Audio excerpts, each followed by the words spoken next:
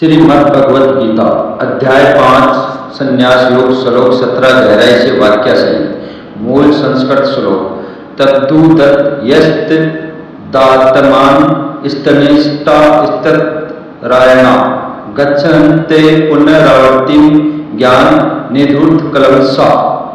सरल हिंदी भावार्थ। जिनकी बुद्धि भगवान में स्थित है, जिनका चित्त उन्हीं में रम गया है, जो सदा उन्हीं में तलीन है और जिनका परम उद्देश्य भी वही परमेश्वर है, ऐसे ज्ञान से शुद्ध हुए पुरुष जन्म मरण के चक्कर में फिर नहीं लौटते।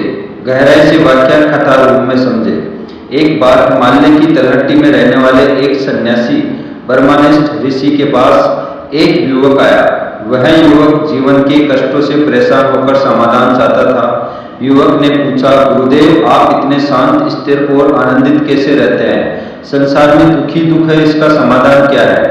ऋषि ने मुस्कुराते हुए उत्तर दिया, बस जब आत्मा भगवान में लीन हो जाती है तब दुख केवल माया बनकर रह जाता है। जिनका बुद्धि, चित्त और आत्मा सब कुछ भगवान में तन्मय हो जाए, वे संसार के मोह और विकारों से ऊपर उड़ जाते हैं। ये श्लोक 17 का सार है और विशेष अवस्थाएं इस श्लोक में वर्णित है।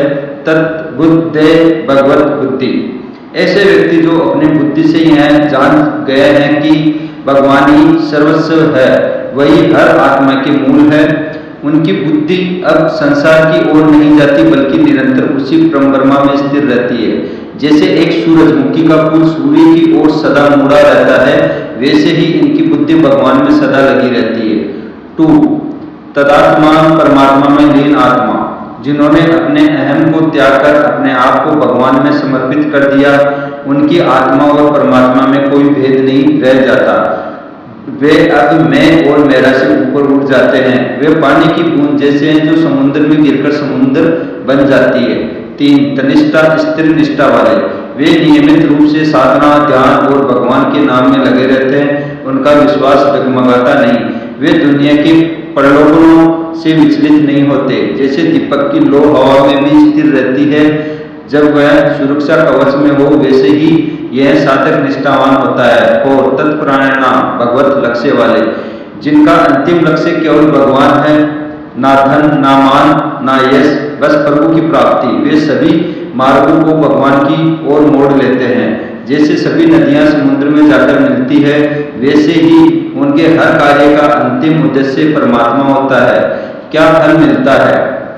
गच्छन्ते पुनरावर्ति। वे इस जीवन चक्कर से मुक्ति पा लेते हैं। ज्ञान विद्युत कलंसा। उनके पाप, अविद्या, अहंकार, वासनाएं ज्ञान की अग्नि से जल जाते हैं। यही है मोक्ष, जहां से फिर लौटना नहीं होता। आध्यात्मिक संकेत। भगवान कहते हैं, जो व्यक्ति ज्ञान के द्वारा अपने मन और चित्त को मेरे में स्थिर कर लेता है, वह मेरे स्वरूप को प्राप्त कर मोक्ष को पा लेता है। यह श्लोक ज्ञान योग और भक्ति का अद्भुत समन्वय है। आधुनिक जीवन में उपयोग। ध्यान, सत्संग, साधना और सदाचार द्वारा बुद्धि को परमात्मा में स्थिर करें। भगवान को जीवन का एक भाग नहीं बल्कि आधार बनाएं। फिर धीरे धीरे मनुष्य संसार से ऊपर उठता है और मोक्ष के योग्य बनता है। सारांश, एसेंस। भगवत तत्व में स्थित बुद्धि, आत्मा और लक्ष्य वाले व्यक्ति पूर्ण ज्ञान से पवित्र हो जन्म मरण के चक्कर से छूट जाते हैं।